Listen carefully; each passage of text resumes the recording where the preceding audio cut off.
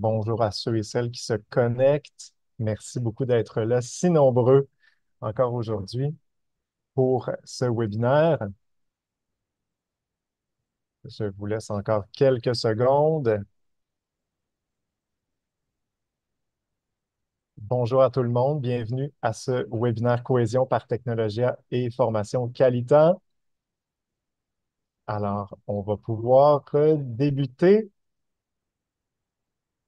Donc, débutons. Il est midi une. Bonjour tout le monde. Bienvenue à ce webinaire Cohésion par Technologia et Formation Qualitan. Quelques informations pour ceux et celles qui ne nous connaissent pas.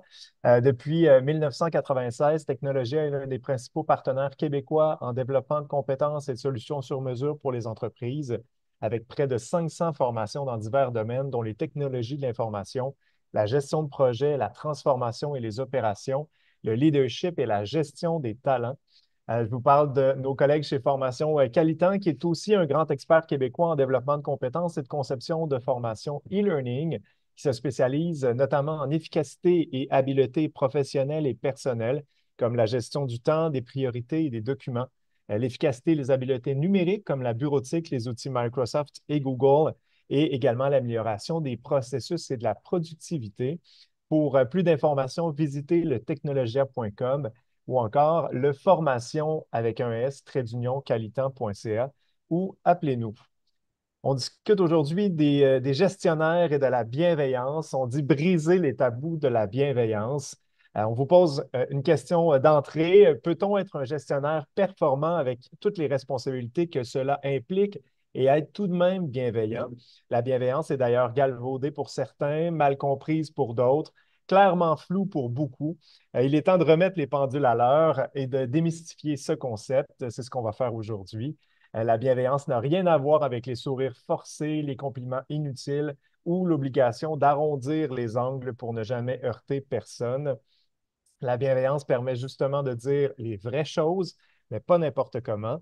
Marlène Villeneuve, aujourd'hui, propose un éclairage réaliste sur la bienveillance au travail, une approche qui nécessite sincérité, franchise et respect pour assurer collaboration, confiance et performance au sein des équipes. Bonjour Marlène.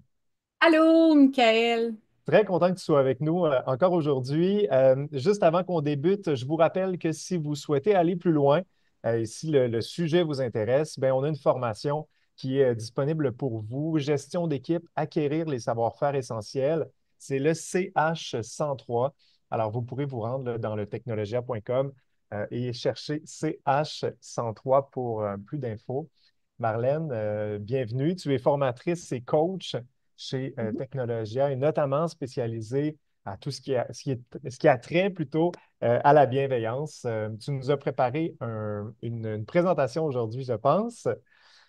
Eh Alors, oui, je te laisse aller. ben, ça me fait vraiment plaisir, là. Merci de ton invitation, Michael, parce que c'est vrai, quand on forme les gestionnaires, ça revient souvent sur le sujet, l'histoire de la bienveillance. Et ben, l'idée aujourd'hui, c'est vraiment de voir les tabous qui entourent ça. Fait que je vais commencer par partager mon écran. Hum, hum, Absolument. hum. Et en même temps, je vous rappelle que si vous avez des questions pour Marlène, vous pouvez les poser juste au bas de l'écran dans la section Q&A et je pourrai transmettre vos questions comme à l'habitude. Donc, j'ai pensé commencer avec un petit vrai ou faux, un petit questionnaire. J'ai mis un code QR dans la présentation PowerPoint. Pour ceux qui sont moins à l'aise avec les codes QR, je vais vous mettre dans le chat le code pour accéder au petit vrai ou faux. Donc, c'est pas très long, il y a 5 questions. Fait que je vous invite à aller répondre aux questions, puis après ça, on va démystifier, on va aller voir les bonnes réponses.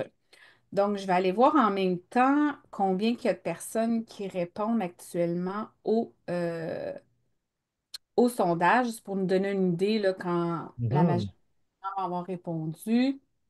Là, à date, j'ai 8 réponses, fait que je vais attendre encore un petit peu. Pour les gens un petit peu moins familiers là, avec le code QR, là, vous prenez votre téléphone et vous le mettez en mode photo. Euh, et en le mettant vis-à-vis du code QR, là, vous allez avoir un petit lien web qui s'affiche ou encore ben, cliquez sur le lien dans le chat. Mhm.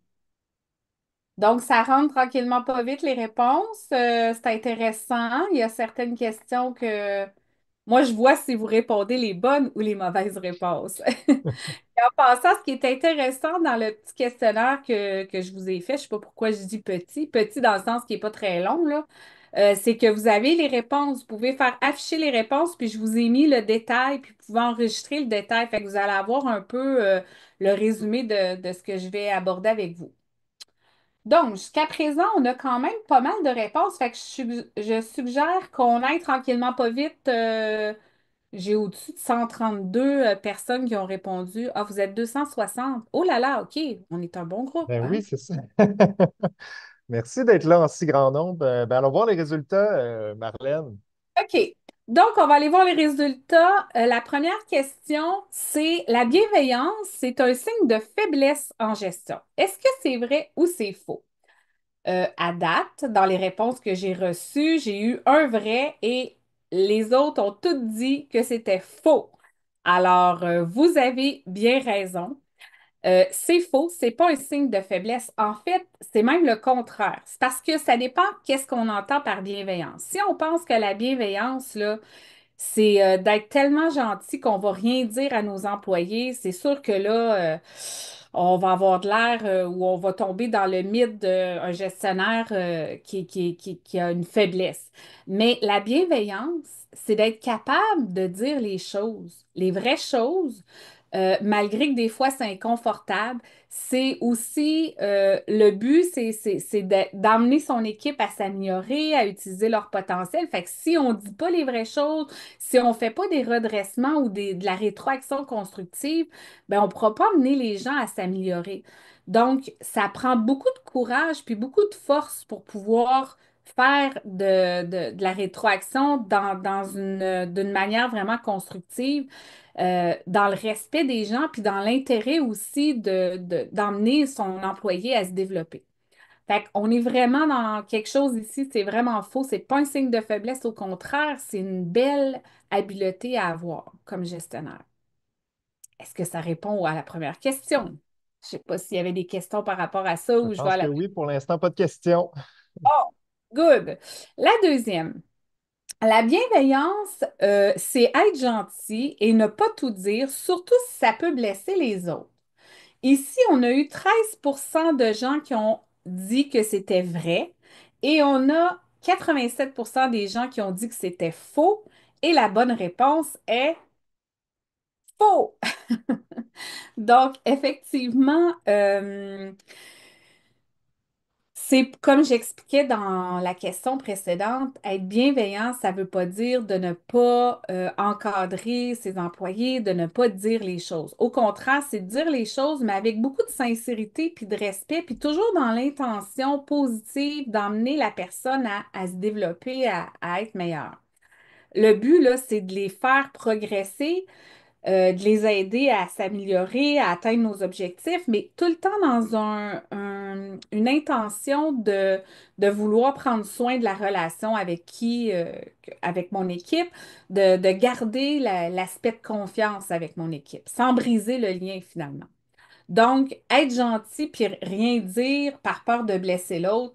Si je fais ça, ben je l'aide pas l'autre parce que peut-être que ça vaut la peine que je l'accompagne à prendre conscience de certaines choses par rapport à ses actions pour qu'après ça, il puisse s'améliorer puis que ce soit plus facile pour lui puis qu'il devienne meilleur dans son travail.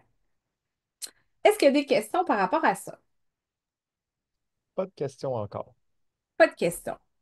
Donc, ma troisième question à moi, c'était si je suis trop bienveillante. Ah, ça, souvent, on me dit ça. Si je suis trop bienveillante avec mon équipe, là, ben, je vais passer pour un gestionnaire qui est mou. Est-ce que c'est vrai ou faux? Donc, il y a 9% des gens qui ont dit que c'était vrai et il y a 91% des gens qui ont dit que c'était faux. La bonne réponse, c'est faux. En fait, est-ce qu'on peut être trop bienveillant? D'abord, première des choses, moi, je pense qu'on ne peut pas être trop bienveillant si on définit comme il faut c'est quoi la bienveillance. La bienveillance, puis on va la définir après les questions, mais la bienveillance, c'est d'agir dans l'intérêt du groupe pour être certain que mon équipe se porte bien puis est dans un climat qui est sécuritaire. Euh, ben, est-ce qu'on peut être trop bienveillant? Moi, je pense pas qu'on peut être trop bienveillant. La bienveillance, c'est pas d'éviter à tout prix de gérer les conflits, au contraire, comme je l'explique depuis le début, c'est d'être capable de les adresser, d'agir même rapidement quand il y a un conflit avant que ça dégénère. Donc, ça demande du courage. C'est loin d'être un gestionnaire mou. Au contraire, ça demande d'avoir même de l'assertivité, d'être capable de dire les vraies choses, mais dans le respect de la personne, puis dans le respect aussi de nous-mêmes. Donc, la bonne réponse, c'était faux. Est-ce que des questions sur celle-là? Ben, comment on fait concrètement pour s'assurer que la bienveillance soit authentique, si tu me permets? Comment? Parce que la bienveillance, je trouve aussi qu'elle a le dos large. On peut se cacher derrière une volonté de bienveillance. On fait quoi avec ça? Hmm. Ben, tantôt, je vais revenir sur vraiment c'est quoi la définition de la bienveillance, puis je vais revenir aussi sur concrètement comment est-ce qu'on fait ça dans la vie de Mhm. tous les jours comme gestionnaire, être bienveillant. Fait que peut-être que je vais répondre à ta question à ce moment-là. Mais quand tu parles d'authenticité, c'est un critère absolument essentiel parce que je peux pas être bienveillant. Ça me prend, faut que je sois authentique. Je Mhm. pourrais pas être bienveillant puis pas être authentique, ça va pas ensemble. Donc, c'est comme un prérequis pour pouvoir être bienveillant. Faut que je sois vraiment authentique puis transparent. Si je suis en train de jouer une game, je suis plus dans la bienveillance. Il y a quelqu'un qui nous dit d'ailleurs trop bienveillant versus trop tolérant avec un employé plus difficile. Comment tracer la ligne entre les deux? Hmm. Moi, je vois, ben, c'est ma perception des choses. Moi, je vois la tolérance comme même peut-être un signe justement où ce qu'on n'a pas le courage d'adresser les choses. Souvent, je vais entendre ça dans les cours de gestion de conflit.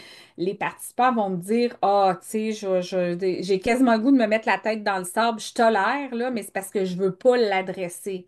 Mais être bienveillant, là, c'est se rendre compte qu'il y a quelque chose qui se passe dans notre équipe, puis ça n'a pas de sens. Je sais pas, moi, tout le monde va manger le midi, mais il laisse Ginette de côté, puis il ne l'invite pas. Mais ça, là, l'exclusion, c'est un premier stade à la gestion de conflit. Il faut que je sois alerte comme gestionnaire pour voir ces signes-là. Puis il ne faut pas que je laisse ça aller. Il ne faut pas juste que je tolère. Il faut que j'aille voir. C'est-tu un conflit qui est en train de commencer? Puis ils ont décidé de mettre de côté Ginette. Fait qu'il faut avoir le courage de l'adresser dans la bienveillance. Parce que moi, ce que je veux au bout du compte, là, c'est que mon équipe travaille dans un climat qui est sécuritaire, qui est sécuritaire, je parle de psychologie, là, je parle pas de sécuritaire qui se blesse pas, là, mais la sécurité psychologique, qui soit dans un climat où ils se sentent assez à l'aise pour échanger entre eux autres sans avoir peur d'être jugés, etc., puis qu'il y ait des bonnes relations finalement. C'est moi le gestionnaire, c'est moi le gardien du climat de travail. Fait que j'ai fait un gros détour, hein, pour répondre à ta question. Non, mais c'est très intéressant. Là. Il y a Steve d'ailleurs qui nous dit effectivement avec la définition de la bienveillance, ça va nous aider aussi à mieux se situer. Ouais. Donc, quatrième question, c'est la bienveillance, c'est inné. Soit on la possède ou soit on la possède pas. Genre, je suis née avec la bienveillance ou, ben moi, je suis née pas de bienveillance, fait que désolée pour vous, mais j'en ai pas. Est-ce que c'est vrai ou c'est faux? Je regarde les réponses. Encore ici, on est pas mal tout le temps dans les mêmes moyennes. 8% ont dit oui, 92 ont dit non. Ben, la bonne réponse, c'est faux. C'est pas un trait de personnalité, la bienveillance, c'est vraiment quelque chose qui se développe tout au long de notre vie. Ça demande de l'introspection, ça demande de la maturité, ça demande d'avoir la volonté de se développer personnellement. Autre chose, c'est que ça commence par soi-même. Est-ce que moi-même, je suis capable d'être bienveillant envers moi? Parce que je ne peux pas offrir aux autres ce que je ne m'offre pas à moi-même. Et ça, ce que je dis là, peut-être que ça va résonner pour certaines personnes. Parce que des fois, on est très exigeant envers nous autres, puis on a tendance à se taper sa tête bien facilement. Mais quand je fais ça, là, je suis pas bienveillant envers moi. Mais je pourrais pas l'être non plus envers les autres si j'ai l'habitude de faire ça envers moi-même. Fait que dans le fond, c'est vraiment un chemin quasiment de vie, là, de développer notre bienveillance.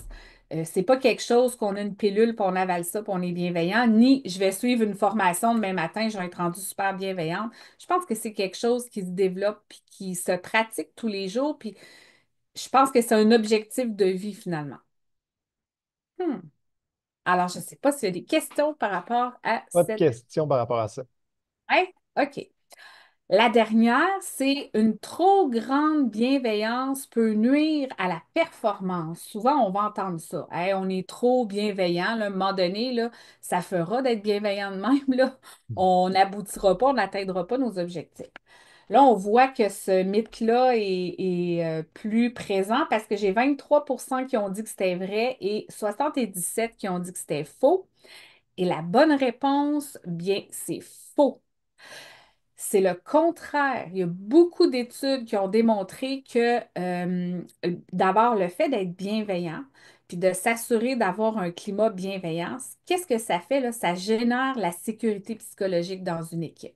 Ça, c'est un terme qui a été inventé par Amy Edmondson, qui est, je ne sais pas si je dis bien son nom de famille, mais qui est une chercheure qui a travaillé beaucoup dans ce domaine-là, puis qui a fait, entre autres, le projet Aristote avec Google. Puis ils sont allés étudier toutes les équipes les plus performantes dans le monde, puis ils ont essayé, en fait, non, c'était avec des médecins. Oui, excusez, c'était avec des médecins. Puis bref, ils ont essayé de voir les équipes les plus performantes et se sont rendus compte que celles qui étaient les plus performantes, c'est celles dans lesquelles il y avait une plus grande sécurité psychologique. Donc, c'était le critère numéro un. Puis ça, c'est quoi cette fameuse sécurité psychologique-là? C'est de se sentir assez à l'aise dans une équipe pour être capable de dire les vraies choses, de se dire entre nous autres les choses, de se challenger, de se poser des questions sans avoir peur d'être jugé, d'être mis de côté, d'être pointé du doigt. Donc, c'est plutôt le contraire. La bienveillance, elle va créer la sécurité psychologique qui, elle, va faire en sorte qu'on va être plus performant. Puis ça diminue aussi le stress. Puis on le sait, quand on est moins stressé, on est plus performant. Ça va faire en sorte qu'on va collaborer mieux, les gens même vont avoir plus le goût de s'engager. Il y a quelqu'un qui nous demande, est-ce qu'on peut perdre sa bienveillance en fonction des expériences vécues dans son organisation? Est-ce que l'organisation peut venir à bout de notre bienveillance finalement? C'est une excellente question. Quelle belle question. Ben, en fait, je dirais que la bienveillance, là, j'imagine qu'on se lève pas le matin et on est toujours notre bienveillance au même niveau. Puis je pense que pour être capable d'avoir de la bienveillance envers les autres, il faut d'abord être capable d'en avoir pour soi. Je parlerais peut-être d'empathie parce que c'est très proche de l'empathie. Si ma bonbonne d'empathie à moi est vide, si j'ai même pas d'empathie envers moi-même, puis que moi-même je vais pas bien, je serai pas capable d'avoir de la bienveillance envers les autres. Donc, si je suis dans un climat de travail ou dans une équipe ou dans un environnement où ce que le climat est pas sain, bien, ça va être difficile peut-être pour moi de faire preuve de bienveillance. Maintenant, est-ce que moi, je peux contribuer à faire revirer les choses? Parce qu'on s'est rendu compte dans les études, c'est que la bienveillance, c'est contagieux. Plus moi, je suis bienveillante avec les autres autour de moi, plus eux aussi vont avoir tendance à être bienveillants avec les autres. Fait que peut-être que je peux déjà juste en prendre conscience, être bienveillant envers moi, puis me dire, OK, peut-être que dans les dernières semaines, j'ai pas été très bienveillante envers mes autres collègues. Maintenant, c'est moi qui décide. Est-ce que je mets ma switch à on de bienveillance ou je la laisse à off? Puis si je la mets à on, ben, je risque de contaminer les gens autour de moi. Fait que voilà, qu'est-ce que je pense qui... Parfait. Donc, j'espère que ça vous a aidé à briser les tabous sur la bienveillance. Maintenant, on va aller voir qu'est-ce que c'est concrètement la bienveillance. Puis Estelle Morin, qui est professeure au HEC de Montréal, elle nomme la bienveillance comme ça. Elle dit que c'est une attitude qui consiste à veiller au bien-être de son équipe pour que l'équipe puisse finalement atteindre ses objectifs. Fait qu'on est vraiment dans veiller au bien-être de mon équipe. Le mot bien-être. Et quand mon équipe est bien, ben, ils sont plus performants, sont plus motivés, sont plus engagés. Alors, puis moi, je résumerais que la bienveillance en gestion, c'est vraiment dans le fond, une attitude qui va consister à prendre soin des autres, un peu comme si c'était une famille. Tu sais, un gestionnaire bienveillant, il prend soin de son équipe comme si c'était sa propre famille, mais un père puis une mère va prendre soin de ses enfants, mais va pas nécessairement les laisser tout faire. Hein? Un père et une mère aimante va prendre soin de ses enfants, mais il va aussi recadrer les affaires quand ça marche pas, ou il va quand même être exigeant, il va être juste avec tout le monde. Donc, un gestionnaire bienveillant, c'est l'équilibre entre je vais prendre soin de mon équipe, mais je vais aussi les emmener plus loin à se développer. Puis c'est vraiment un équilibre entre l'empathie, l'écoute active, le respect des uns et des autres, puis la recherche de la performance collective pour qu'ensemble on réussisse à atteindre notre objectif. Fait que c'est ça la bienveillance finalement. Il y a quelqu'un qui nous dit, par contre, une bienveillance excessive pourrait peut-être nuire à la performance, dans le sens vouloir à tout prix éviter la confrontation. La peur de blesser peut empêcher de donner des feedbacks honnêtes et constructifs. Par exemple, prendre des décisions difficiles où il faut parfois trancher, comme un licenciement, une réorganisation. On nous dit une bienveillance excessive peut rendre l'action difficile. Qu'est-ce que tu en penses, Marlène? Et là, c'est la même affaire que ma question que je vous avais posée, là. Je me sais plus si c'est la 2 ou la 3, mais en fait, là, on parle plus de bienveillance, on parle de tolérance. Hmm. Tu sais, quelqu'un qui voudrait pas, un gestionnaire qui voudrait pas affronter les conflits, il n'est pas dans la bienveillance, il est dans la tolérance. Puis il a peur, justement. Puis il reste dans la peur, puis il n'ose pas il n'ose pas mettre à profit son courage managérial, tu sais, il n'ose pas prendre action. Parce que dans la bienveillance, la vraie bienveillance, ce que je veux, là, c'est faut que je garde le focus que je veux que mon équipe soit bien. Mais s'il y a un conflit dans mon équipe, je ne peux pas le laisser aller. Parce que je nuis voyons, au climat d'équipe. Si j'ai un employé qui n'arrive pas à produire ou à atteindre ses objectifs, je nuis aussi au climat autour. Comment je fais pour l'accompagner, cet employé-là? Est-ce qu'il est assis à la bonne chaise? Est-ce Hmm. qu'il a tout ce qu'il faut pour faire son travail? Est-ce qu'il a besoin de formation? Est-ce qu'il est à la bonne place? Est-ce qu'il est motivé? Tu sais, donc, c'est mon rôle, moi, comme gestionnaire. Mais d'être bienveillant, c'est pas de laisser aller les affaires. Fait que si on pense que la bienveillance excessive, c'est de laisser aller l'équipe, Hmm. ben là, on n'est pas dans la bonne définition de la bienveillance. Je comprends. On nous dit également, en ce qui concerne le bien-être de l'équipe, comment adresser quelqu'un qui s'inflige un trop grand stress et qui refuse l'aide ou les discussions franches. Euh, OK, répète voir la question. Je suis pas Donc, sûre. comment est-ce qu'on intervient comme gestionnaire auprès de quelqu'un qui s'inflige un trop grand stress ou qui refuse l'aide ou les discussions franches? Hmm. Écoute, là, j'aurais tendance à te répondre, répondre à cette personne-là que un des outils que je trouve super utile dans la bienveillance comme gestionnaire, c'est d'utiliser la communication non violente. Moi, je me spécialise beaucoup dans cette approche-là. Puis avec l'approche de la communication non violente qui vient de Marshall Rosenberg, on va approcher l'employé en nommant vraiment les faits. Mais là, on me parle de stress. Bon, c'est quoi les faits que j'observe, que je vois que l'employé est stressé? Premièrement, il faut que je sois Mhm. capable de les mettre sur la table. Puis après ça, de dire, moi, qu'est-ce que ça me fait comme gestionnaire de voir ces faits-là et de quoi j'ai besoin comme gestionnaire. Puis de faire parler aussi mon employé quand il arrive telle chose, puis que là, bon, je vais nommer les faits que j'observe qui me font penser que l'employé est stressé. Comment tu te sens là-dedans et de quoi tu aurais besoin pour que ce soit plus facile pour toi? Fait que c'est vraiment, je pense, c'est dans l'approche de comment je vais approcher la discussion avec mon employé qui va faire toute la différence. Mm. Parfait. Puis Merci. la CNP est un bon outil. Je vous ai gardé trois statistiques que je trouvais super intéressantes et percutantes. Premièrement, en 2013, Gallup a fait un sondage, puis ils se sont rendus compte que les gens préfèrent le bonheur qu'une augmentation de salaire. Est-ce que tu savais ça, Michael? J'ai mal compris ta question, Marlène. Les gens préfèrent le bonheur qu'une augmentation de salaire. Est-ce que tu Ouais, savais ça? il paraît, il paraît. J'ai déjà entendu ça, effectivement. Oui, puis moi, je pense qu'en plus, depuis la pandémie, on voit encore plus cet effet-là. Je ne sais pas si vous avez remarqué, mais la pandémie, c'est comme venu. remettre les pendules à l'heure de, tu sais, remettre les valeurs au centre de nos décisions, remettre le sens finalement de ce qu'on fait. Puis on s'est rendu compte, je pense en tout cas, que plusieurs personnes se sont rendues compte que si ce que je fais, ça fait pas de sens, tu sais, en fait, on veut être heureux dans la vie, là. Puis on passe la plus grande partie de notre journée à travailler. Si on n'est pas heureux à notre travail, ça va pas bien, là. Fait Il y a que, quelqu'un qui dit 100% d'accord. ah bon, merci. Deuxième chose, c'est qu'en France, en 2022, ils ont fait une étude puis se sont rendus compte, bon, c'est les Français, ben, c'est pas au Québec, mais c'est en France, mais ça donne quand même une bonne idée. Là-bas, 55% des Français recherchent la bienveillance et le respect au travail. C'est un Français sur deux. C'est quand même assez important. Donc, c'est quelque chose que les gens recherchent fondamentalement.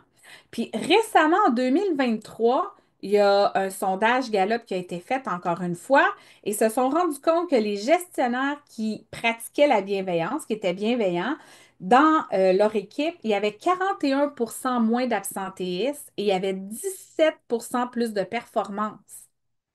Fait que, est-ce que ça vaut la peine d'être bienveillant? Je pense que déjà avec ces chiffres-là, on voit que oui, ça vaut la peine, puis on réussit à l'étudier, on réussit à le voir dans les études, là. Hmm. Il y a quelqu'un qui nous dit 55%. Il me semble que c'est pas beaucoup. Ah oui, vous trouvez que c'est pas beaucoup? Ah, C'est ben, intéressant. ouais, c'est une perception, mais moi, je trouve intéressant de voir que c'est une personne sur deux. Donc, parce que quand même, la bienveillance, c'est quelque chose de qu'on parlait pas dans les dernières... Tu sais, on en parle de plus en plus, mais c'est comme si les gens osaient pas nommer ce mot-là. Hmm. Et moi, je trouve ça intéressant de voir qu'on est rendu à une personne sur deux qui recherche justement la bienveillance, là. Hmm. Il y a quelqu'un qui nous dit je suis française et je peux dire qu'en France, on manque énormément de bienveillance au travail. Ah, et Ça, là, ça soulève les passions. Les lignes sont ouvertes. là, je ne veux pas me prononcer. Donc, voilà. Il y a la loi aussi 27 qui s'en vient. C'est la loi sur, ils ont revu tout ce qui touchait la santé et sécurité au travail. Puis à partir du 6 octobre 2025, il va y avoir une nouvelle obligation pour les employeurs et ils vont devoir mesurer les risques psychosociaux. Fait que c'est vraiment quelque chose que vous allez entendre parler de plus en plus là, dans les prochains mois. Les risques psychosociaux, entre autres, ils vont mesurer le stress des employés, la surcharge de travail, les conflits interpersonnels, ça rentre là-dedans, puis il y a d'autres critères. Ben, dans le fond, là, un gestionnaire qui est bienveillant, là, le premier bénéfice ou le premier effet que ça va avoir, c'est que ça va diminuer les risques psychosociaux. Fait qu'on est en plein dans on est en plein dans ce que la société veut justement se donner.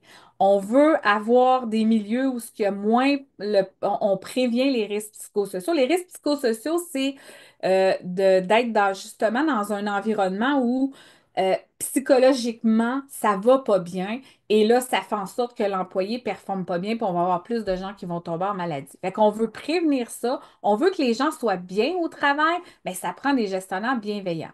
Pas des gestionnaires qui sont mous, puis qui adressent pas les choses, puis qui sont tolérants. C'est pas la même chose, mais qui vont le faire avec de la bienveillance, ça veut dire du respect, puis en utilisant des bonnes techniques pour adresser avec assertivité ce qu'il y a à adresser avec son équipe. Ça, là, ça favorise un climat sain, ça favorise la confiance, la collaboration, le respect entre les gens. Euh, les employés, dans ce temps-là, ils vont se sentir écoutés, ils vont se sentir valorisés, il va y avoir plus d'engagement, plus de créativité, plus de productivité, puis les échanges, ils vont être de meilleure qualité. Fait qu'il y en a vraiment beaucoup, beaucoup, beaucoup, puis je pourrais vous en citer d'autres, là. Je me suis fait un mind mapping, j'ai lu plein d'articles là-dessus, puis j'aurais pu vous remplir un autre diapo là, de bénéfices sur la gestion bienveillante. Maintenant, je pense que la question la plus importante, peut-être pour les participants qui sont venus écouter, parce que j'imagine qu'ils sont venus écouter, peut-être qu'ils sont gestionnaires, puis ils veulent savoir comment est-ce qu'on devient un gestionnaire bienveillant. Je vais vous raconter un peu, je vais vous sortir quelques petits trucs. En fait, la première chose pour être un gestionnaire bienveillant, il faut d'abord s'intéresser aux gens. Si j'aime pas les gens, puis je m'intéresse pas aux gens, puis je m'intéresse pas aux gens dans mon équipe, là, je pars avec une prise là, pour la bienveillance. OK? Fait que ça part de là. Ensuite, il faut que j'aie envie ou j'aie l'élan de vouloir prendre soin de mon monde. Bon, prendre soin, là, dans le sens de les considérer un peu comme ma famille, tu sais. Puis dans notre famille, bon, on veut que ça se passe bien. On veut pas qu'il y ait de la chicane, on veut pas qu'il y ait des conflits, on veut que ça se passe bien, mais c'est un peu le même principe. Euh, Ça demande de prendre le temps d'écouter. Puis écouter, c'est pas facile. C'est l'affaire, je pense, une des affaires les plus difficiles. Euh, Quand j'ai fait ma maîtrise en développement organisationnel, c'est vraiment l'écoute que j'étais tout le temps en train de développer. J'étais allée étudier en coaching pour apprendre à écouter, puis je suis encore là-dedans aujourd'hui. L'écoute, l'humain, là, notre cerveau, il va vite, hein, il peut traiter beaucoup, beaucoup, beaucoup d'informations. Puis quand les gens parlent, ils parlent moins vite que ce que le cerveau pourrait traiter comme information. Fait qu'il y a comme un déficit là, de mots qu'il peut traiter. Puis qu'est-ce qui fait notre cerveau pendant ce temps-là? Il part. Il Hmm. part, puis là, il se met à penser à la réponse qu'il va donner à l'autre, puis il peut même penser à l'épicerie qu'il veut faire, ou il peut même regarder le gilet de la personne puis dire, voyons pourquoi elle est habillée de même. On a de la misère à être vraiment pleinement présent puis écouter les autres. Les humains, je parle, là. Puis on va être en mode solution, là, j'imagine, comme gestionnaire, on veut trouver des solutions ici maintenant. Oui. Alors que d'être dans le mode bienveillant, c'est aussi croire que les gens ont le potentiel puis ont eux-mêmes les solutions. Puis de leur donner la chance d'essayer puis donner le droit à l'erreur, je vais en reparler un peu plus tard. Donc, prendre le temps d'écouter, c'est super important. Quand je vais prendre mes décisions, de les prendre dans l'intérêt du groupe, de toujours avoir en arrière de la tête, c'est l'intérêt du groupe qui est le plus important, puis le bien-être de mon groupe. Si mon groupe n'est pas bien, là, mon entreprise n'ira pas bien, mon équipe n'ira pas bien. Ça, on ne réussira pas à rendre le service qu'on est supposé de rendre. Un gestionnaire bienveillant, comment il fait ça? Il donne aussi de l'autonomie à ses gens. Il les aide à les rendre autonomes. Ça veut dire de ne pas donner toutes les solutions. Quelqu'un vient me voir et dit hey, que j'ai un problème, j'ai telle affaire. Qu'est-ce que tu as pensé de faire? Je vais l'accompagner en mode coaching. Un gestionnaire bienveillant, c'est un gestionnaire qui a une approche un peu comme une approche de coach. Il va accorder le droit à l'erreur à son équipe. Puis l'équipe va savoir que s'il y a une erreur, ben on va l'utiliser pour s'améliorer, justement. On va en parler. Il faut vraiment que le gestionnaire puisse euh, mettre la table sur ça se peut qu'on fasse des erreurs, on est humain. Même lui, quand il fait des erreurs, il faut qu'il soit capable d'avoir l'humilité de le reconnaître, montrer l'exemple. Donc, et on va grandir avec les erreurs qu'on fait. Donc, ça, c'est très, très important. Le sourire puis le soleil dans les yeux, ça, là, c'est quelque chose que j'ai lu dans le livre que je vais vous parler tantôt, qui vient de José Fizet, qui est entrepreneur, elle est auteure, elle est la cofondatrice de Première Moisson. Elle a coécrit le livre avec Valérie Lesage, qui est le leadership bienveillant. On ne voit pas bien parce que, ah, je vais le mettre là, on va le voir mieux. Et dans son livre, Josée, je l'appelle Josée, là, je la connais pas, je l'ai jamais rencontrée, mais elle parle beaucoup de l'importance du sourire dans la bienveillance parce qu'elle, elle a vraiment son entreprise, elle l'a fondée puis elle l'a gérée avec beaucoup, beaucoup, beaucoup de bienveillance. Et quand elle parle de sourire dans les yeux, c'est ce qu'elle transmettait à ses employés, comment c'est important d'avoir du soleil dans les yeux quand le client arrive. Mais c'est aussi ça, être un gestionnaire bienveillant, c'est avoir du soleil dans les yeux. Ça veut dire quoi avoir du soleil dans les yeux? C'est d'avoir les yeux allumés, tu sais, d'être pleinement présent, d'être pleinement là, puis d'avoir le bonheur finalement qui, tu sais, juste de sourire, déjà, ça fait toute la différence. Ça fait partie de la bienveillance. Euh, Reconnaître les bons coups des gens, être dans la gratitude, dire merci, c'est un geste qui fait partie de la bienveillance. Puis ça, c'est super important. Des fois, là, on a la tendance, je dis on, mais l'humain, des fois, va avoir la tendance à critiquer plus ou à soulever plus les mauvais coups. Moi, je pense, par exemple, en formation, quand on a une mauvaise évaluation en formation d'un client, on va le savoir, mais on aime ça aussi, avoir les bons coups. On aime ça lire quand les clients sont contents. Mais c'est ça aussi, c'est de faire preuve de reconnaissance puis de gratitude envers son monde, d'avoir de l'humilité, j'en ai déjà parlé. La communication non violente, c'est un outil incroyable de bienveillance. Si vous avez la chance d'étudier puis d'apprendre à communiquer avec la communication non violente, il y a un super de bon livre, le livre de Serena Ross, quand la girafe danse avec le chacal. Si vous voulez une introduction à la communication non violente, là, je viens d'y penser. C'est un super bon livre. Puis tisser des liens. Tisser des liens et prendre soin des liens qu'on tisse dans notre équipe, ben c'est ça un gestionnaire bienveillant. Est-ce que ça donne des bons trucs ou des bonnes idées? Absolument. Très précis, très concret. J'ai des questions pour toi. Je ne sais pas si tu veux qu'on les Oui. passe maintenant ou si tu préfères qu'on attende plus tard. Je vois que le temps file. Oui, parce que j'avais terminé, j'étais rendue à mes trois coups de cœur de livres. Fait que je vais rester sur cette diapo-là, puis je réponds aux questions.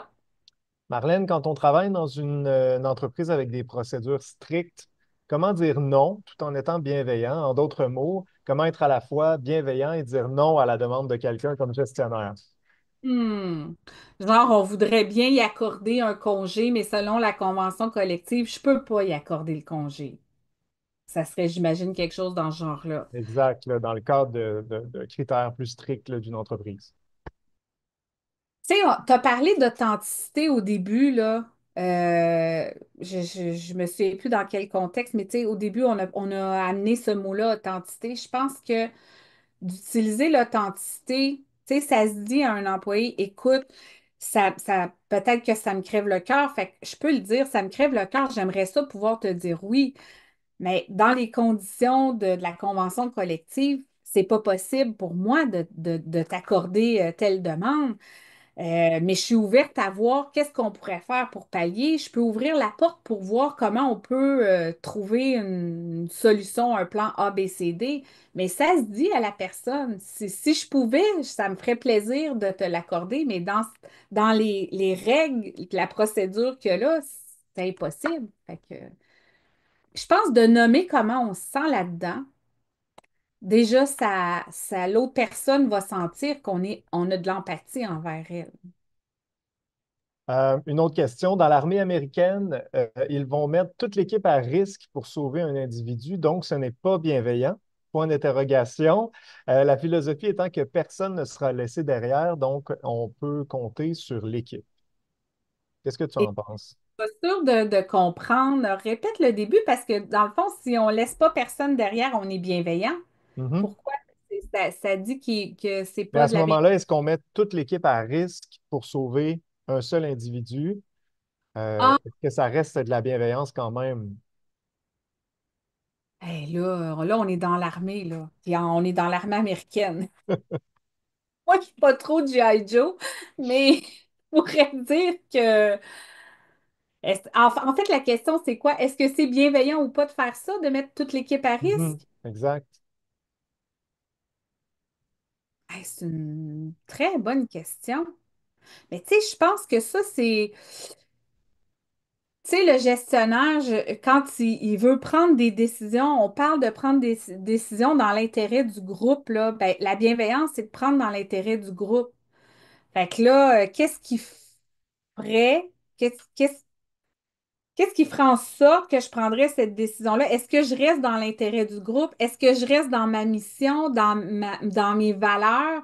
Là, on parle de l'armée américaine qui a probablement des missions et des valeurs X, Y, Z, là, que je connais pas. Peut-être que dans la visée de leur mission puis de leurs valeurs, ça fait partie de l'intérêt du groupe de faire ça. Mais est-ce que ça s'applique dans une entreprise ici, mettons au Québec, où qu'on fabrique des chaussures? Je sais pas. Tu sais, fait que c'est difficile pour moi de répondre à ça, là. On nous répond là, dans l'armée, là, on perd ou on gagne en équipe, nous dit Mélanie. Ben, je pense que c'est une belle philosophie, mais c'est ça aussi, c'est l'intérêt du groupe. Fait qu'ensemble, en fait, ça fait référence à prendre des décisions pour le groupe, mais de consulter aussi le groupe quand on prend des décisions. Le livre, justement, de leadership bienveillant, la dame Josée Fizette, elle en parle beaucoup dans son livre, comment elle consultait ses employés, elle prenait pas les décisions, il prenait ça en famille, c'est une entreprise familiale, mais il allait beaucoup voir les gens, puis tu sais, puis il consultait pour s'assurer que tout le monde pouvait suivre aussi avec les décisions qu'il prenait. Fait que c'est jouer en équipe. Fait que ce que je comprends qui ressort de ça, c'est l'importance de jouer en équipe. Puis oui, l'importance de jouer en équipe, ça fait partie de la bienveillance. Une question également comme gestionnaire, là, comment gérer une situation comme gestionnaire? On est vulnérable si l'employé démissionne en raison là, d'une intervention qu'on aurait fait comme gestionnaire, puis qu'à cause de ça, ben, on a de la misère à être ferme avec lui, là, sachant potentiellement il peut démissionner. Vaut-il mieux le laisser aller et être dans une situation difficile à court ou moyen terme pour qu'il n'influence pas négativement le climat de travail? Hmm. Moi, j'aurais tendance à dire, dans un premier temps, on parle de la bienveillance et l'intérêt du groupe. Fait que c'est le groupe, hein. Fait que la personne en particulier, est-ce que je suis capable de l'accompagner à agir, à avoir des comportements qui vont permettre d'être dans l'intérêt du groupe, mais ça se peut qu'à un moment donné, je me retrouve avec quelqu'un où j'ai tout fait, j'ai tout essayé, j'ai pas le contrôle sur les autres, hein. Le seul contrôle que j'ai, c'est sur moi-même. Puis ça se peut aussi que moi, comme gestionnaire, je fasse des erreurs, je suis pas parfaite. Mais si j'ai donné le meilleur de moi-même, que j'ai donné toutes les chances et les occasions, puis j'ai encadré la personne pour l'emmener à être dans l'intérêt du groupe puis que ça fonctionne pas, mais ça se peut que je sois rendue à l'étape de la porte de sortie, là. Puis ça fait partie de la bienveillance parce que c'est l'intérêt du groupe qui prime. Je vais pas garder quelqu'un qui va avoir un comportement toxique qui va nuire à tout le climat de travail. Je suis plus dans l'intérêt du groupe, là. Mm. Euh, donc, on a une autre question. Un employé a un comportement inadéquat que le gestionnaire ne peut pas détecter dans les opérations régulières. Des collègues rapportent ces comportements, mais ne souhaitent pas être identifiés pour préserver la relation avec l'employé à encadrer. Comment, Mm. comme gestionnaire, agir avec bienveillance à la fois envers l'employé à encadrer et envers les autres collègues qui ne veulent pas être identifiés? Ah, ça, c'est une question qui arrive vraiment souvent dans les formations. Ah, quoi répondre? Il n'y a pas de recette miracle, hein? Ce qui est super important dans ces cas-là, premièrement, là, c'est de revenir sur des faits. C'est d'être capable de faire sortir les faits. Parce que les employés qui vont venir me voir puis vont dire, ah, un tel, il est arrivé telle chose ou il fait ci, il fait ça. OK, qu'est-ce que tu as vu? Qu'est-ce que tu as entendu? Il faut que je puisse, moi, comme gestionnaire, il faut que je travaille avec des faits. Puis un coup que j'ai les faits, là, ça va être de voir comment je fais pour aborder ça avec mon employé. Puis on a une petite recette dans nos formations, on appelle ça la recette de redressement. Ben, je vais prendre le temps de rencontrer l'employé, puis d'aborder le sujet avec lui, puis de dire, ben écoute, Sébastien, quand il est arrivé telle chose, j'ai vu ou j'ai observé telle chose, ou là, je vais ramener les faits sur le sujet. J'aimerais ça t'entendre là-dessus. Qu'est-ce qui s'est passé pour laisser la personne parler? Puis après ça, ça va être de faire nommer l'impact à l'employé. Qu'est-ce que tu penses que ça a comme impact, tu sais, auprès de ton équipe quand il arrive telle chose? Pour que cette personne-là puisse se responsabiliser. Pour qu'après, je puisse emmener la personne à nommer, ben OK, on s'entend on veut régler la situation. Moi, mes attentes comme gestionnaire, X, Y, Z, c'est ça. Qu'est-ce que tu proposes comme solution pour que ça se corrige, tu sais, la situation? Puis pour l'impliquer aussi dans la recherche de solutions pour qu'à la fin, on fasse un entente toutes les deux. Donc, est-ce que tu es d'accord avec moi? On s'entend là-dessus que dorénavant, X, Y, Z, il va arriver telle chose ou tu vas faire telle chose selon ce que tu me dis et tout. Puis, fait que on va vraiment accompagner l'employé à prendre conscience que le comportement qu'il a des impacts sur les autres autour de lui. Puis, qu'est-ce que lui, il est prêt à faire ou voudrait faire pour que minimiser ces impacts-là, puis changer finalement son comportement. Mm. Est-ce que c'est une bonne idée de développer des liens d'amitié avec nos employés? Cela amène des situations parfois délicates lorsque le gestionnaire a à gérer un congédiement ou autre là, problématique. Qu'est-ce que tu en penses, Marlène? Tu sais, on est des humains, hein. Est-ce qu'on peut du jour au lendemain, moi, quand j'ai été gestionnaire, j'ai eu une de mes employées qui était une très bonne amie qui m'a dit au téléphone, moi, je peux pas être amie avec ma gestionnaire.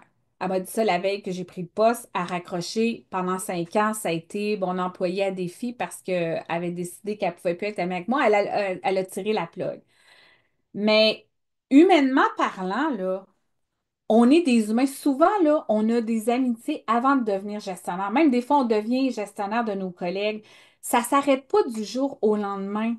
Fait qu'il faut, moi, je pense que ce qui est le plus important, c'est d'être capable d'en parler, puis de mettre un cadre, mettre des limites. Peut-être que je suis amie avec quelqu'un au travail, mais est-ce que je suis capable de mettre mes limites de au travail, c'est ça, puis en dehors du travail, c'est autre chose. Mais il faut être capable de mettre nos limites, puis il faut être capable de faut être quand même vigilant au travail. Tu sais, si je mange dans mon bureau avec tout le temps la même employée puis que c'est mon amie, les autres vont penser, ah ben, elle a le droit des informations privilégiées, c'est la chouchou du patron.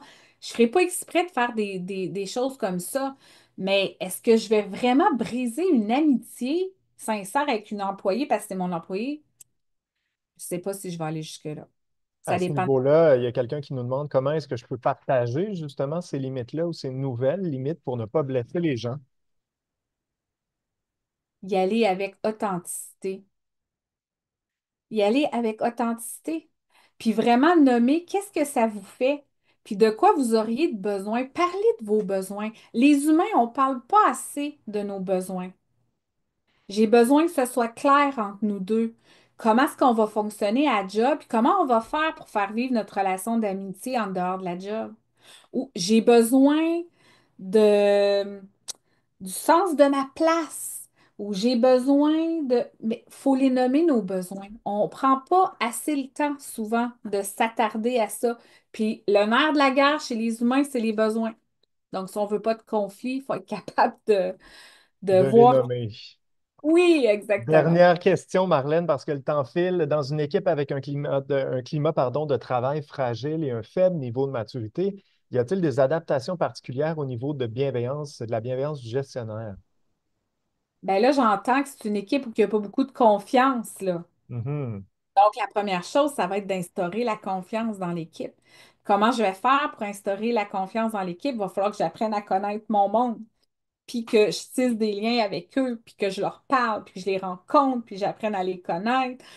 Donc, ça va se faire au fil du temps. Ça, c'est pas comme une baguette magique, puis demain matin, ça va être fait, là. Mais Marlène, merci énormément pour ta présence à ce webinaire sur la bienveillance ultra intéressant. Je vous rappelle que le CH103, c'est le nom de la formation que l'on vous propose aujourd'hui sur le technologia.com. Ça s'appelle Gestion d'équipe, acquérir les savoir-faire essentiels. Alors, CH103 pour tout savoir. Et sinon, ben, pour voir et revoir le webinaire d'aujourd'hui, ben, rendez-vous sur YouTube, sur la chaîne Technologia. Un petit mot en terminant, Marlène? mes trois coups de cœur, si vous voulez apprendre à être plus assertif dans vos communications, le livre de Kim Scott, En toute franchise, le leadership bienveillant, je viens de le lire en quasiment 2 jours. J'ai adoré ce livre-là. Wow, quelle belle inspiration. Puis j'ai perdu ma montre au fond du lac de Rémi Tremblay, un incontournable si vous êtes gestionnaire. C'est du bonbon. Fait que 3 livres super intéressants. Il y en a un autre aussi à découvrir, mais lui, je ne l'ai pas lu encore. Mais ces trois-là, c'est vraiment mes coups de cœur. Ben, merci énormément pour les recommandations. Je vous dis à tout le monde, merci d'avoir été là aussi en si grand nombre. Et puis, on se dit à très bientôt pour un prochain webinaire. Bon après-midi, Marlène. Ça fait plaisir.